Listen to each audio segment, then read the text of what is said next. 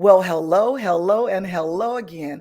I had the pleasure of having a lively conversation with Tonya, a single mother of a 9 year old on the autism spectrum. Now, while it was indeed a pleasure to talk to Tonya, the ultimate honor came when I was able to meet her 9 year old son, Mason. Now, while you won't meet Mason on this particular podcast, I got the honor of having a tour of his bedroom, and I met his son and his daughter, two stuffed animals that Mason truly loves and adored. He also gave me a tour of his sensory tent, a tent that his mom cleverly purchased from Target, and Mason knows to escape to his own personal haven whenever he's having really big emotions. So join me now as we learn about Tanya and her experience of mothering a child on the autism spectrum in her own words.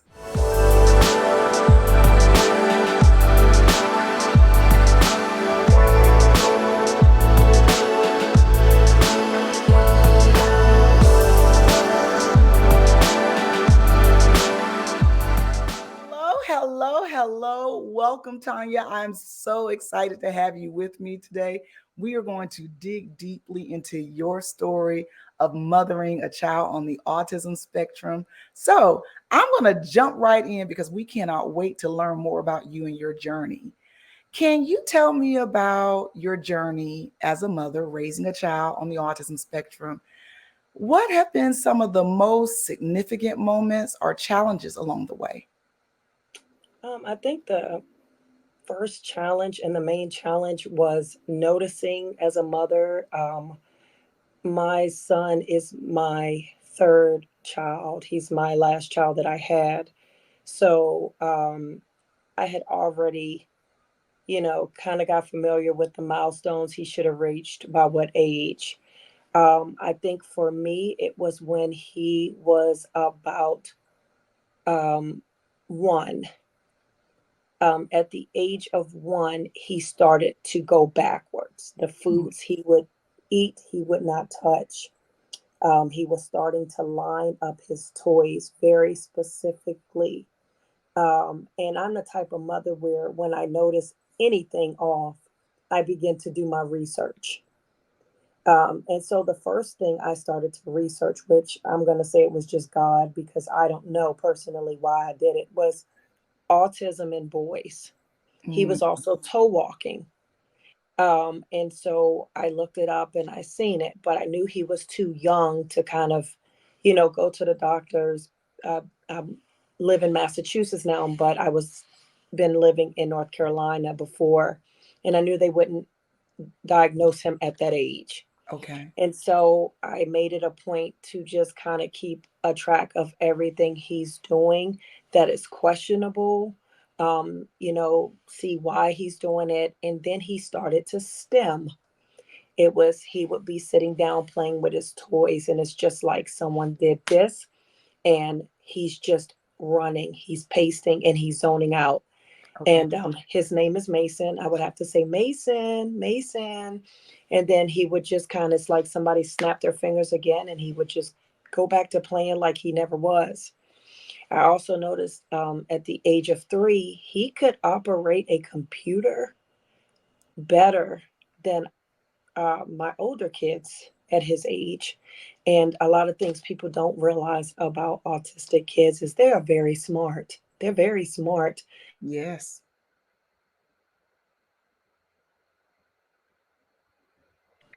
They are, what I've realized with Mason is he's smart when it comes to things that he shouldn't know on his age, at his age, but what he should know his age limit is what he kind of struggles with. Mm-hmm. And so by the time Mason was 4, his doctor said, okay, we're going to send him to have his testing done. And I Okay. said, okay. So we took him to get his testing done. And they said they do not find any traits of autism, but according to their results, he failed everything. Mm. He did not do well. I feel like instead of them saying he's too young for our establishment to Right. test him. They put in there, have retest in about 2 years. So what I did was, Mason has had sleep studies done because his body doesn't allow him to sleep. Okay. It takes about 10 milligram. Um, it takes melatonin. If I do melatonin, I have to give him at least 50 milligram of it for it to do anything. Mm. So they end up having to prescribe him because he could not sleep. And this was from the age of before one. Okay. So I was dealing with this with before one until even, going into school where with no naps, Mason can be up till 6 in the morning. Wow. So Yes, how did ma'am. that impact your well-being? It was a lot because my daughter's 18 now and my other son is 13. But at the time they were in school. So by the time I could get Mason down to sleep, and he wasn't whining or anything, he just wouldn't go to sleep. There were times where I would finally get him to go to sleep. And I even brought it to the doctor attention. I said, I don't know if these are nightmares he's having. Right. He would wake up, but his eyes would still be closed. He would be kind of crying, but his whole body was stiff. Mm-hmm. When you pick up a toddler, they kind of cuddle, when you cuddle them, they kind of come into you. His whole body was stiff. And I would actually sing, He's Got the Whole World in His Hands to him, and walk him around my home. And that's the only way I was able to get him to kind of relax after a while.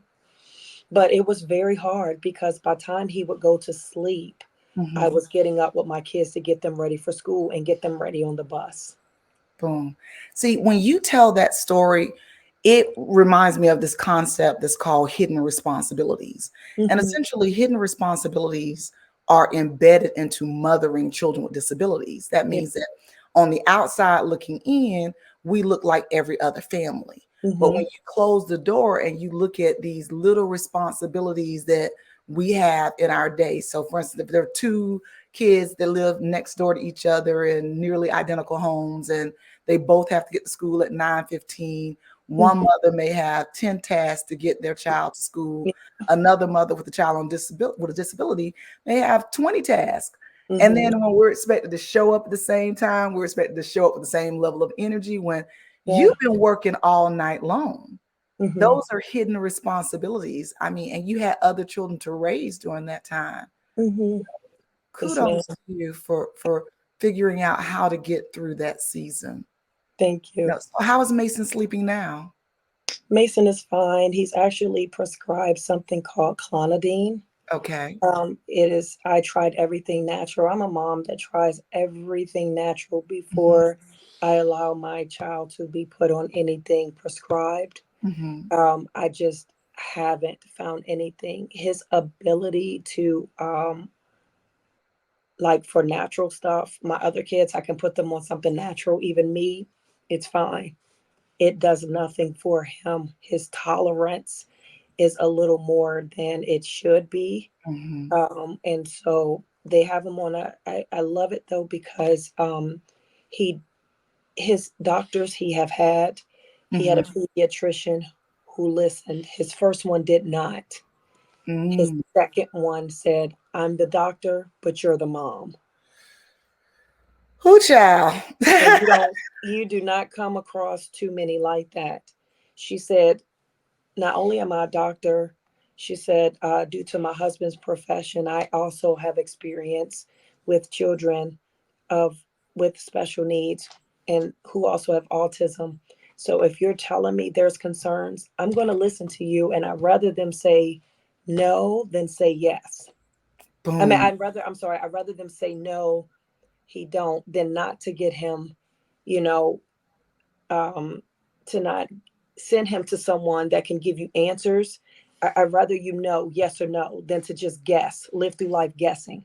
Right. And that's what I was doing. It was hard for me to take him places because he would have these meltdowns, and um, people would be kind of judgmental. And I'm like, I don't play about mine. Either you're going to educate yourself, or we don't have to come to your gatherings, your birthday parties. We don't have to. Boom. That's a lot of wealth there and knowledge. One of the things I'm very excited that you receive someone who listened to you as a mother, because Mhm. oftentimes that's one of the things that we have to look for in service providers. And sometimes people don't find that someone who understands that you are the expert on your child and Mhm. they are the expert on the content. And together, when you partner, you can find the best for the little one. And also the fact that your doctor was able to say, well, let's try it. Let's ask, Mhm. what's the worst that can happen? We'll Yes. find that it doesn't work and we'll try something else, because it really is a lot about trial and error. Because when you've met one child on the autism spectrum, you've met exactly one child on the autism Right. spectrum. Yes. It's All such of a wide, it's such a wide range, and people don't understand. They want to say autism looks like this, and it doesn't. It doesn't. And I get that a lot with Mason. Before Mason was 4 years old, he had two sleep studies done. Both them. of his legs were cast for 5 weeks each. The toe walking came from his tendons being too tight, Mhm. which I had to move him to another doctor because the first doctor kept saying he was fine. I said, my child is saying he's in pain, Mhm. and he's not in pain for no reason. He's had all kind of medical procedures. So it does, having a provider that listens and understands. And his first provider was a male. His second one was a woman, and she understood as a mother, Mm. as a mother, how hard it is. And that made the biggest difference in the world, because from there, she said, okay, right now they're saying that he doesn't have autism. But I told her, I said, my son is 2. He's not trying to talk, he's pointing. And so what she did, she says, well, let's get him in speech. He's not eating foods he's not wanting to touch. We would go to the beach. Mason would not touch sand. Mm. We would have to carry him, put him on a blanket. If a toy of his rolled out to the sand, he would not touch it. Let's get him in occupational therapy. Let's get him in physical therapy. And so before he even had his diagnosis at the age of 2, because he had a mother that was educating herself on everything he was doing that was concerning, and I became an advocate for him before he was diagnosed, he was getting all of that. So that's why sometimes right now people think he's not autistic. Oh, well, he talks pretty good, which he doesn't, he still doesn't formulate his, you know, sentences Mhm. all the way, some of them like he should. But I said, oh, yeah, that's because he had a mom that wasn't going to let your stuff slide. My son wasn't going to be for not talking. When he would point, I would make him say, please, can I have a cookie? Mhm. Mommy, can I have juice? I would do that because I think sometimes that's where a lot of kids that are autistic, where they fail, where they get left behind, because it starts with the parent. It really do. Mhm.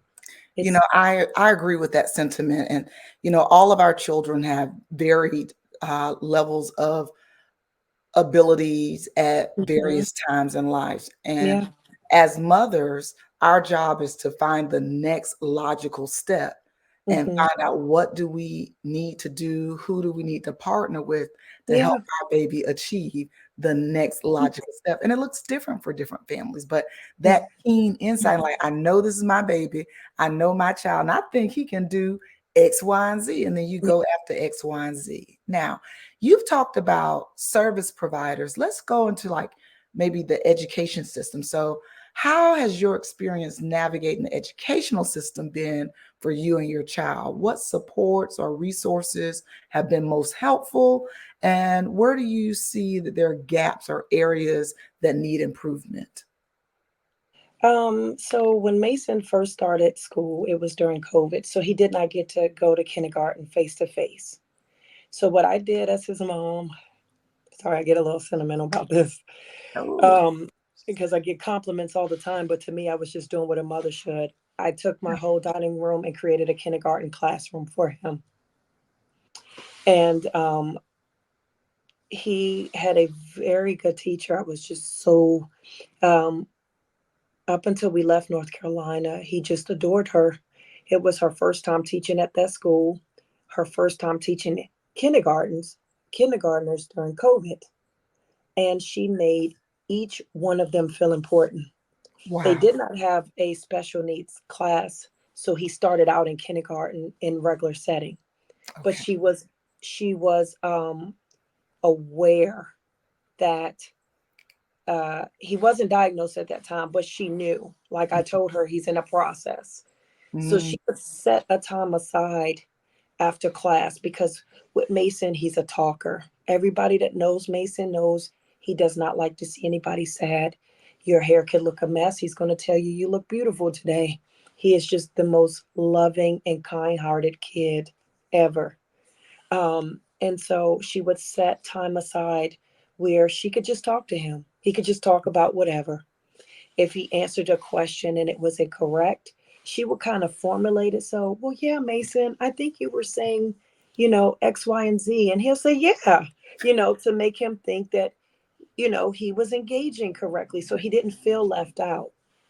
So when it came to first grade, he went to that same school and he had what I would say the best teacher again. Her name was Mrs. Van Riel. And what she did was Mason could not hold a pencil. He was hold it like a fist. So being the mother I am again, I looked up, I researched pencil types to help kids learn how to hold pencils. And so it's a pencil. It kind of looks like scissors up top, but okay. it causes the child to put the finger down in the middle, and it causes them to hold the pencil correctly. And so that's what I sent him to school with. And she says, send him with a regular pencil. She let him use that, but she would occasionally bring in that regular pencil. She said, don't bring that pencil to school no more. Don't bring that special pencil because my baby is going to know how to hold it. And she did. She worked with him so well that he had the biggest growth spurt. He went in school. He could say his ABCs because as soon as my kids are one, I start doing educational things with them. So he could actually say the ABCs, but they had to be in order. He Right. could not tell you what they were. By Mm, the time she was done with him, you could point to a letter out of order and he knew it. wow. Also, with his writing in his composition book, once he started growing in his writing, she did away with the composition book altogether. She said, you're going to be upset with me. We're going to go through some paper, but I don't want him to be able to go back and see what he was doing and convert back to that. Mm, The sad thing about that situation is they closed that school permanently okay. after second grade. So, what they did was they housed all the kids from that school to another school where kids were already there and took half of the kids from a third school and brought them there. They did not have the teacher capacity. There were no assistant teachers in the kindergarten, in the first and the second grades. And these were large class. Because Mason started at a school that did not have a special need or self contained class, as they would call it, they felt like he didn't need to be in a self contained class. However, Mason was stimming. The teacher showed that she had no patience with him. Um, I went to his school one day uh, and I said, because I'm a pop up parent, I'm going to pop up on him. I'm Mm, going to see if you're teaching my child correctly when I'm not present. I'm going to look and I'm going to ask to go to the classroom. Let me just go and peek in. Let mm-hmm, me see what's going on when I'm not there. mm-hmm. Because teachers can easily say, oh, I love your child. Your child is a blessing to be in my class. But that's not the case. That's not the case when you're not around. And so I came to his class. I noticed a pencil. The lead of the pencil was chewed. Mason don't put stuff in his mouth. He's never been that type of kid.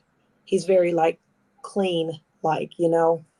I said, Mrs. So and so, why is his pencil? Why is the lead? Why is the the wood part chewed, not the lip. He's been doing that. And I said, yes. Well, when did he start that? I said, you don't find that a need to tell me that my child, that first of all, that's dangerous, but you don't find a need to tell me my child he had chewed through the wires of his headset. He Mm, was doing none of this in his other school. mm, So it became as if he was such a burden because he was having these meltdowns. Well, he is. You have kids that I told you, when Mason is in class, and it's something I'm working on. When a child is not following directions, it bothers him. If okay. the teachers say sit in your seat, Hmm. if another child is not sitting in their seat while they're learning, it's a distraction. So Okay. it messes with his anxiety. Oh, okay.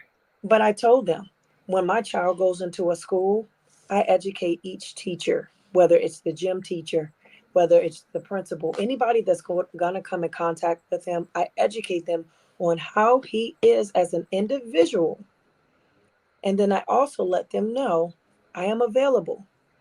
I work in the evenings just so I am available for my child in school. So if you need me, call me.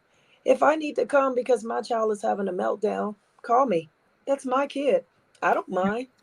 I Right. don't think it's a teacher's job to babysit. It is your job to be patient and be Hmm. understanding and to teach.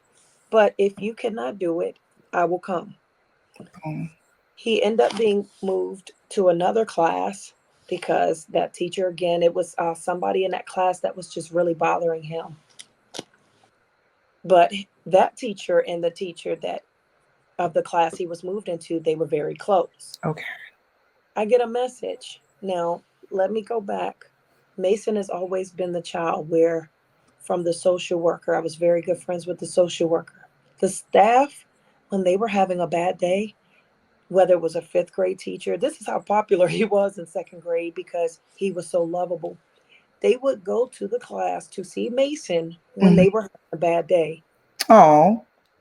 So I got a message in the app where they can message you, and the teacher was saying, um, Mason is going to be written out because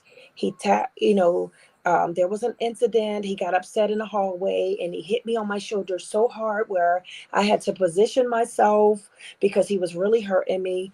Mason is 75 pounds no, I'm sorry, 50 pounds soaking wet. There's no way. Mason's not a violent person. I had to teach my child to start defending himself because he don't like to hurt people. You Right. can bully him, you can be mean to him, and he's going to forgive you like this. Right. And so I called his dad. I said, I need you to meet me at that school now. We go up there. The principal's talking to the counselor, and she's like, oh, yeah, Mason did this. And I had to intervene. I said, let me explain something. What you need to do as a principal is you need to educate your teachers on autism, how Hmm. it looks, what they go through, what Hmm. bothers them, Hmm. what may aggravate them, Hmm. because nothing they do is meant to be mean. Right. I said, what Mason didn't do is hit her. He probably tapped Hmm. because when he's trying to get your attention, especially if you're kneeling down and you're close to his face Hmm. and you're talking to him, if he feels like he don't have your attention, he may tap. A Okay. tap and a hit is different. I said, your teacher sent me this long message. I don't know where she had the time to send this message when she should be teaching her class. That my child hit her. That's a concern. That calls for my child to be possibly removed out of the school. Hmm. So the principal apologized. She says, I'm so sorry. It was no communication in that school Okay. between the teacher and the staff.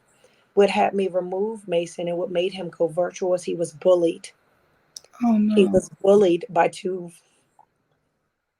he was bullied by two fourth grade girls who pushed him.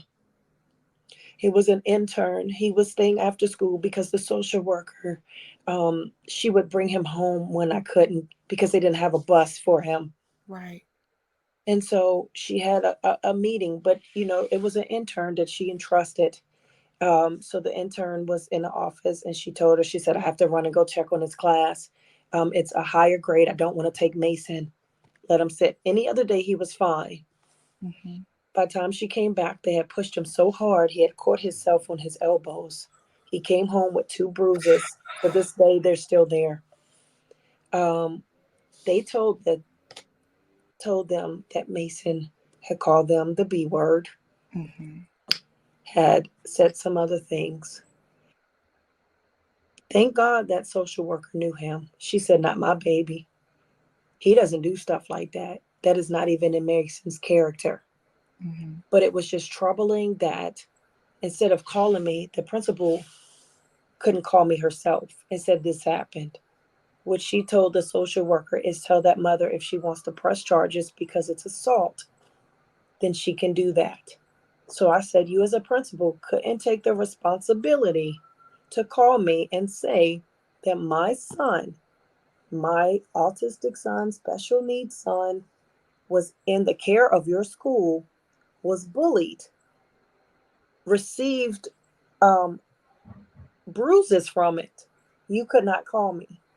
Mhm. So after that, I started doing, I started teaching him at home. I Okay. went through North Carolina credentials to see what I had to do to teach him at home. And that's what I did because it terrified him. Okay. It terrified him. And I would go in that school and I would watch the specialty teachers. They were great. They had the patience. Mhm. It was one particular teacher. She had so many students, even for his IEP, she couldn't grab him the way she wanted to Right. because she had too many students on her load that she would apologize to me all the time. And when we had an IEP meeting in his IEP, it says for his work to be modified. If you're giving these students 20 questions, you are to give Mason 10. The Mhm. teacher wasn't modifying it. Got it. She didn't even read the IEP. The specialty teacher came to me before the meeting and she says, I'm going to tell you between me and you, before this meeting, she came to me and asked me to email her a copy of the IEP. She was in a meeting. She had the copy. What did you do with it? Mhm. And in the meeting, I'm the type of parent where I represent my kid. So you Okay. can get as belligerent with me as you want. I'm not going to curse. I'm not going to get out of character. I Mhm. am going to meet you with facts and Mm. knowledge. Good for And you. I'm going to let you know that I know my child's rights and I know my rights as a parent. And so when we got in the meeting, she produced all work that she really was not giving him. And she got very rude with me. Mm. She got very ignorant with me. And the IEP man, the person that oversees all the IEPs of the school, he all he could do was look at me and say, I can't do nothing but apologize. And I appreciate parents like you because if that was my child, this meeting probably wouldn't have went that way. Right. But after that, I just removed him. I said no more. So, Tanya, I have a question. From the standpoint of a mother, we've heard your retelling of events. How inside do your feelings differ when you have a teacher who you see as empathetic and compassionate to your child, and you see you're in an experience where you feel as though your child needs are being disregarded? How does that impact you as a mother? Um, hmm, it impacts me very well. First of all, it makes me not trust people. It makes me not trust people with my child. I mean, I have family who I kind of give the side eye because I'm like, are you going to, you know, because of that teacher, now I don't, it's hard for me to trust anyone with him because, as parents of these children, we get a little frustrated sometimes. Right, right. We get, and it's normal. Sometimes we're like, we shouldn't be this way. When you're doing it 24/7, sometimes you're just like, I just need that moment.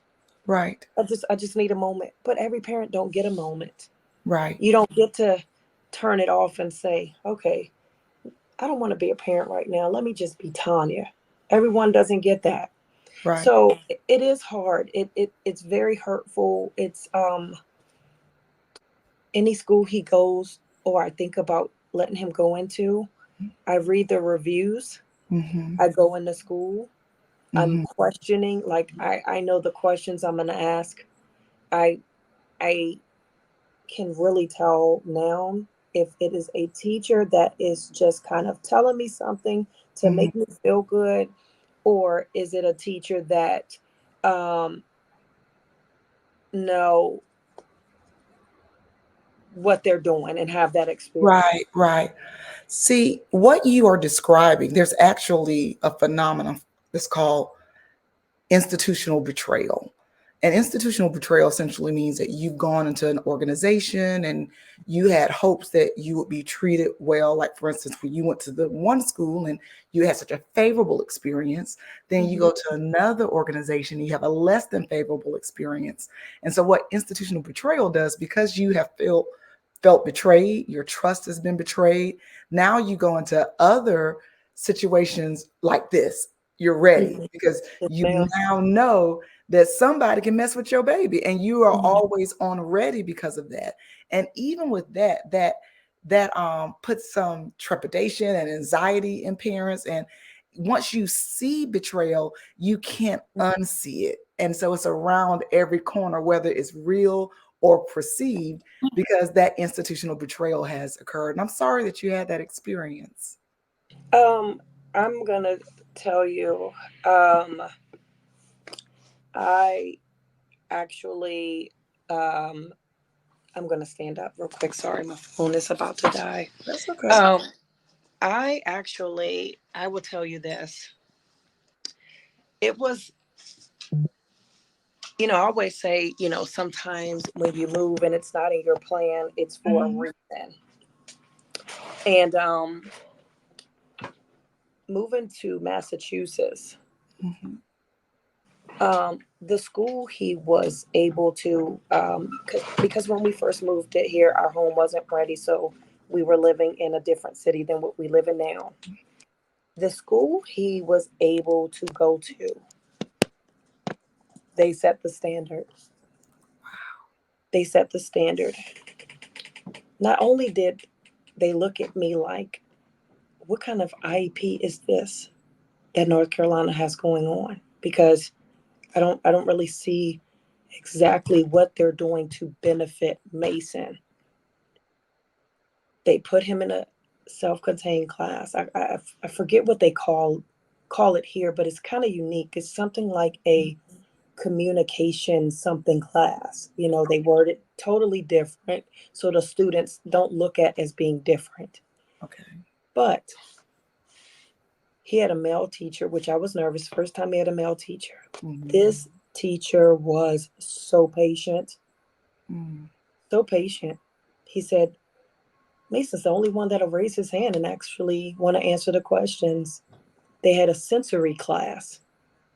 If a child with autism was having a rough day, they had a whole room for sensory toys, stimulating toys, stuff that right. just kind of, I thought that was amazing. I thought it was amazing. I said, whoever created this school did a very good job. And it was big. I was very concerned because here it's a little different. So it's a big building, but it's like two, two or three different schools in one. So Okay. maybe on this side it's a school, this side it's a school, and it was 3 stories. So of course, I'm like, oh no, my child's not going up in there.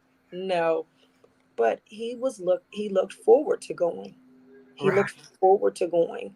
And even on his last day when we were moving here in our home, his teacher ordered, he reached out to me. He said, it's Mason's last day. His friends are going to miss him. Is it okay if I get some apple pie and vanilla ice cream for him so that they can all have it? And and I said, yes. I said, of course. Not only did he do that, he took a picture, and this was a last minute thing. He took a picture with Mason and the students, and he had it laminated.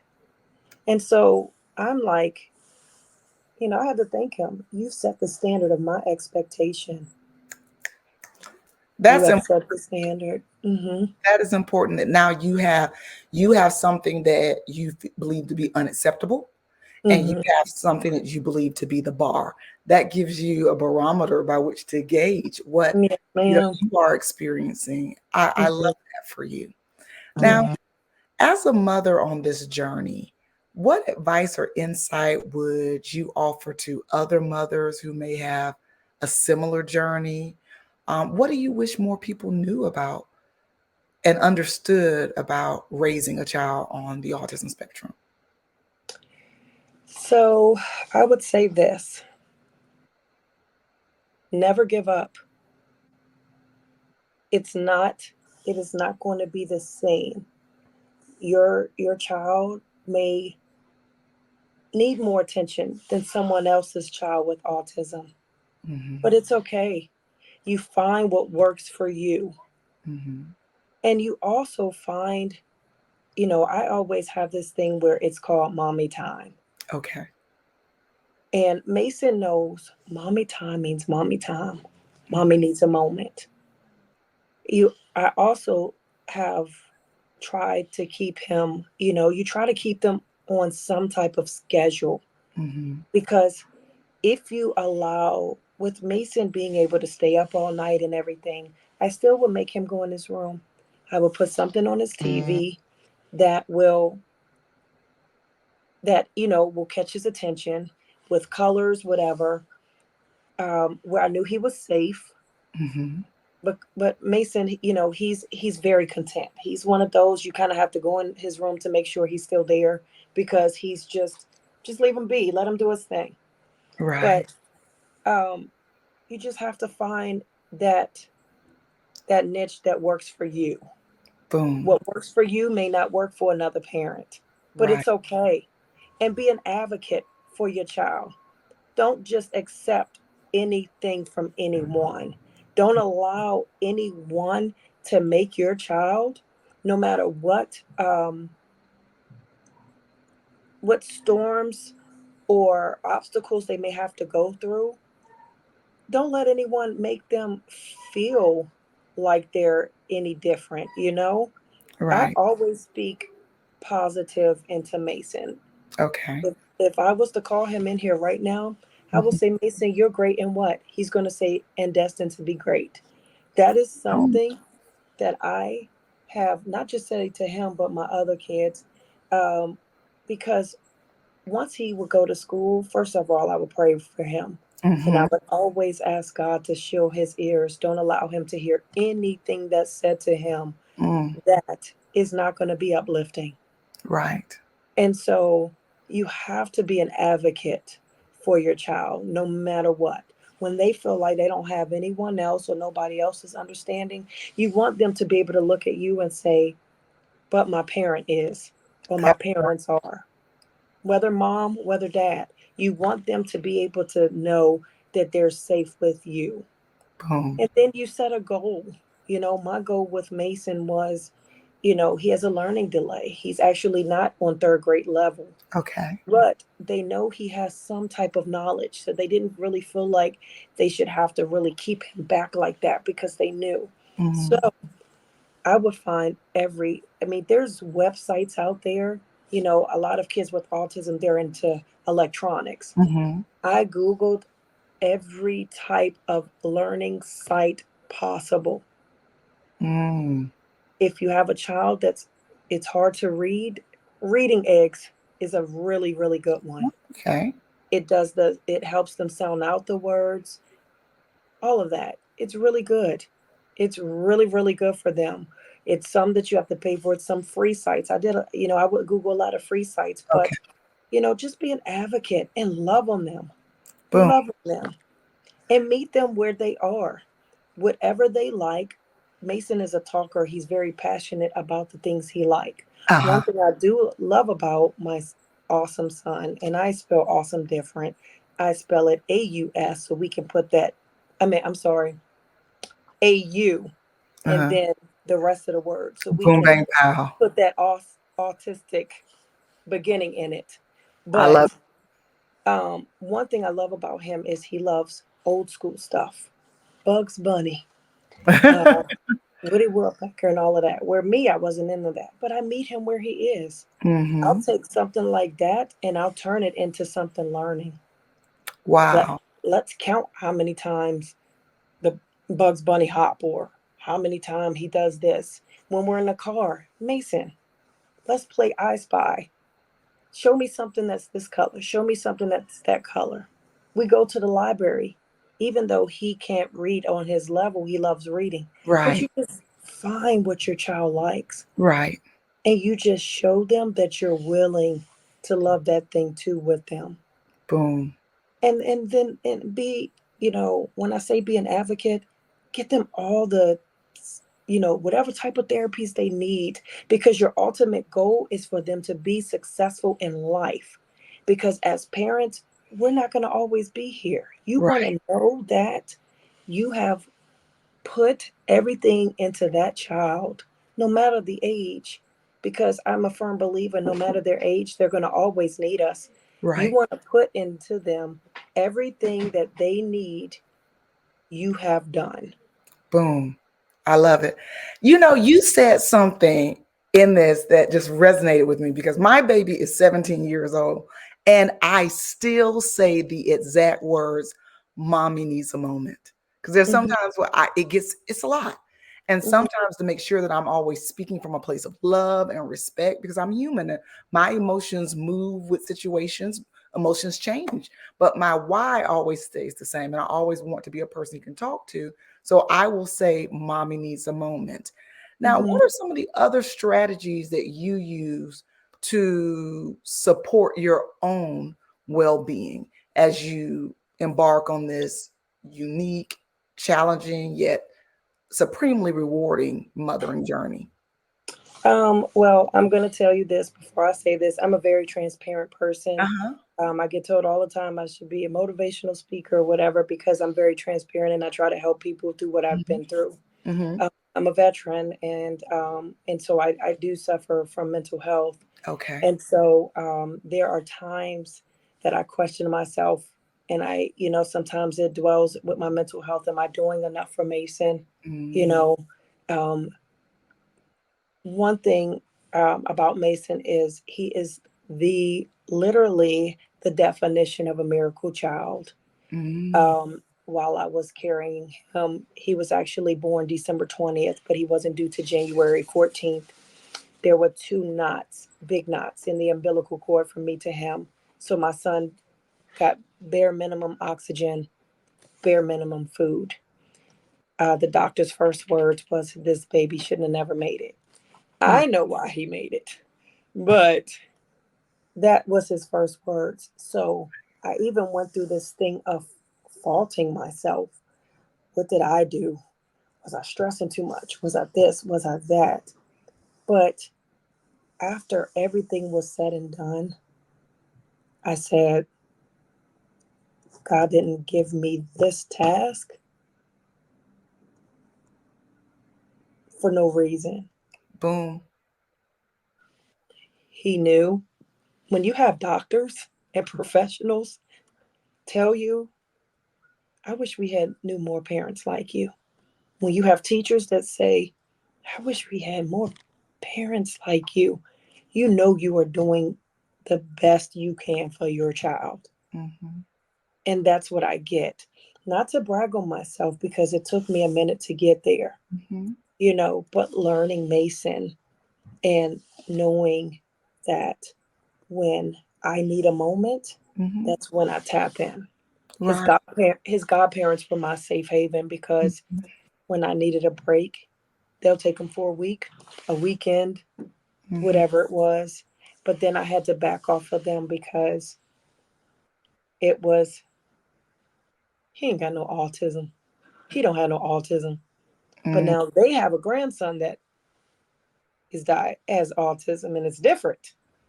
Mm-hmm. But they um they were forceful. Mason to this day is limited to what he eat. I don't force him to eat nothing. You want to Right. eat chicken nuggets, mac and cheese every day? We're gonna eat chicken nuggets and mac and cheese every day. Yep. And Same here. he has an obsession with stuffed animals. They didn't want him to carry a stuffed animal. I will tell you this. Dr. Brown, your story about the two pink stuffed animals your son carried, Sarah and Lara, those the grandbabies. you helped me. Mason likes he likes he's going through this phase where he likes dolls, but I think Hmm. he um him learning to pretend, like Hmm. the end it's way past, okay, he's playing with dolls. It's the pretending. He wasn't doing that at first.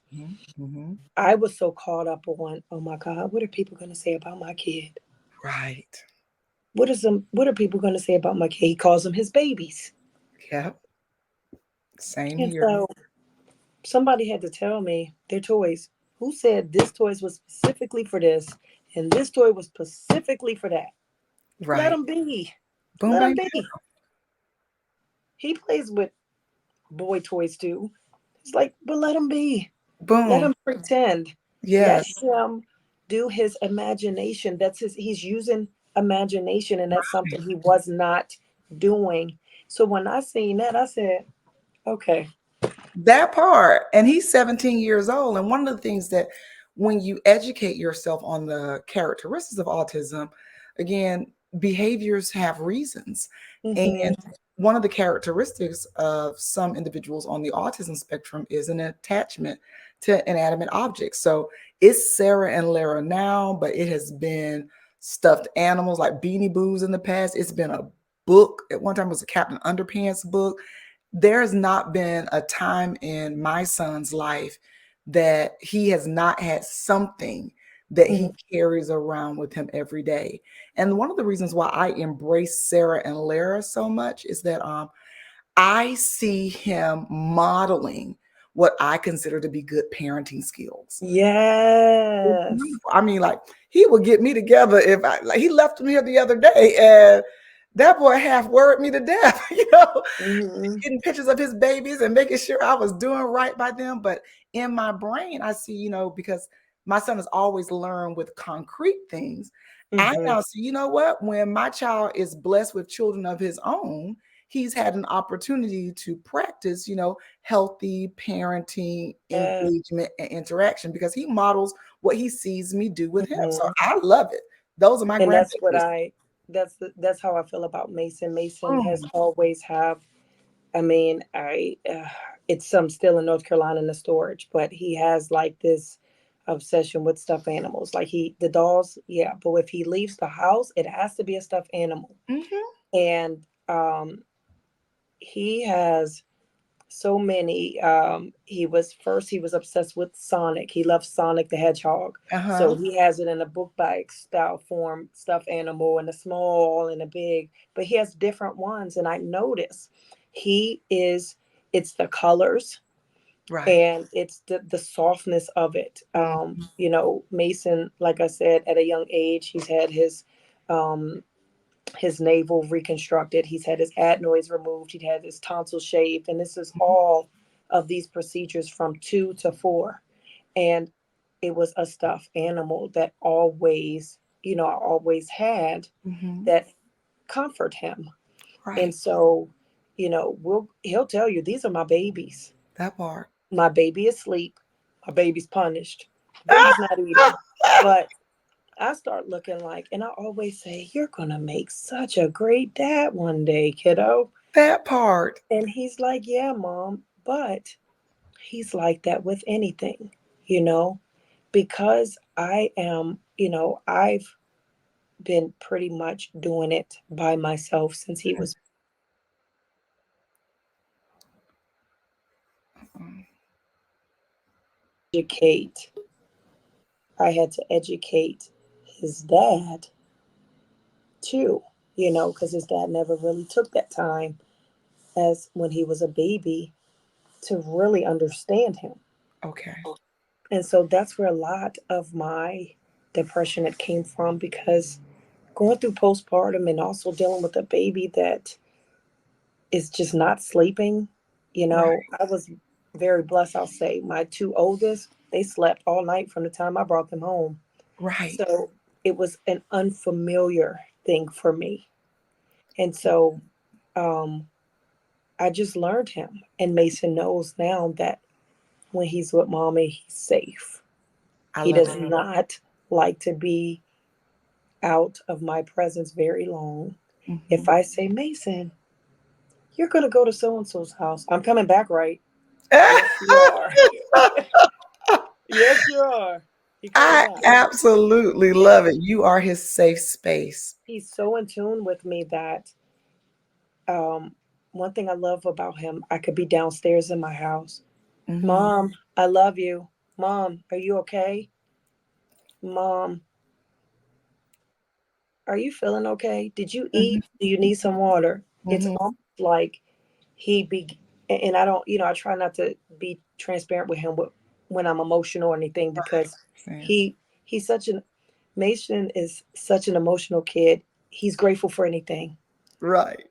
You, Dr. Brown, if you say, Mason, I went to the dollar store and got you a gift for $1, you would literally think you went to McDonald's and bought him a Happy Meal and 5 extra Happy Meal toys. That's how thankful he is.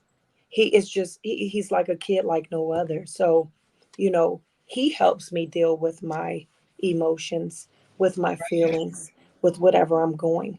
When I'm having an off day, I will literally go sleep in his room with him because being Wow. near him, it doesn't give you room to be sad or he makes you want to say, oh, I can take on this day, I'm ready. That part. So Now, yeah. you know what? I want to ask you a question because, we're talking to you now and you've been in this journey for a little while. But at the beginning of your journey, you didn't know the things that you know now. If No, you could turn back the hands of time and whisper in your ear at the beginning of this journey, what would you say to yourself? you got this. That's what I would say. You got this. You were made for this, and you were handpicked for this. Boom, bang, pow. I absolutely love it. And you just said you are handpicked for this. So, what is the absolute beauty that you have discovered in this mothering journey? Is educating myself. The beauty of not knowing how awesome kids with autism are. Mm. Their strength. Us as adults could learn from their strength. Look. Mm. And what people don't know is that my first child was diagnosed bipolar and ADHD. Hmm. My second child has ADHD and defiancy. Hmm. So it's not like, you know, okay, well, at least I'm just dealing with this one kid. No, as a single mom, I was dealing with 3 different Right. diagnoses, but Mm. I still made time for each. And I still, because, the other diagnosis, I'm not going to downplay them, but with autism, it's such a wide range. You kind of have to, it takes a minute. It takes a minute to see what my child needs. Exactly. Where on the spectrum are they? Because I think because it's such a wide range, they can't just say with a lot of them, oh, they have Asperger's, so they have this. They just have to say they're on there. We Right. don't know exactly where on there. So you have to study your child. Right. Your child becomes like your project. What triggers Mason? What upsets Mason? What doesn't Mason like? Mason doesn't like to say, if you say, you know, you so crazy. A lot of people use that terminology like you so silly. He Hmm. takes it literally. I'm not crazy. So Literally. I had to tell people around him, you know, don't call him that. Don't say that. Don't say that to him. Don't say anything negative to him. I had to learn him. I had to learn. I mean, it was a struggle. It was a point where I couldn't even hug him. Okay, mom, okay, mom. And he goes that way now, back and forth, where, you know, you can touch him. He don't want to be touched. You can Mm. touch him. He don't want to be touched. but Hmm. I respect him and I meet him at his level. If I go in his room right now and he don't want to be bothered, he's going to say, hello, may I help you? And I have to tell him, Mason, I'm mommy. That doesn't sound too nice. Just say, mommy, I need, I need me time. I want to be by myself. He'll go in his room and he'll lock that door. And that's letting you know, back off. I want, but at first, because I'm a nurturer, I love to love on my kids. I love them to know that, I love them. I couldn't, you can't take that offensive. Right. You have to understand Mm. or get that moment. But right now, and I got to respect that they just want to be left be. Right. They're not hurting themselves. They're not hurting nobody else. Just leave them. Right. Keep them in their comfort zone as much as possible. Right. So to me, the most beautiful thing was is Mason. He helped me understand him. He made me want to learn him. He made me want to be an advocate for him. Wow. And I make it clear to my family that I am going to designate the person I feel is best fit. So if anything happens to me, that's who he'll go to. Don't Right. try to fight over getting my child. That's who he's going to go to. Right. And that's just what it is. That's the most, I think, the thing out of this whole journey, the best thing that I could have ever asked for was for me to be handpicked specifically to be a mother to a kid like him, because he's helped me learn. Wow. I so appreciate that sentiment. And I completely agree with it. With that, Tonya, thank you so much for You're welcome. giving me your time and Anytime. joining me in this endeavor to share our journeys with others so that we can be a guiding light for mothers who are new on their journey so they'll understand that they are not alone. Mothers who are in the middle of their journey so they'll know to keep pressing. Mothers who are near the end of that 18-year-old journey so they can, like something you said you don't want to brag on yourself, and I'm here to tell you to brag on yourself because this work isn't easy, but you're No, ma'am. doing it and we're Thank going to do it you. together. So Yes, ma'am. I love and appreciate you, and thank Oh, you so thank you much so much. for giving Thank me your you. time. Bye.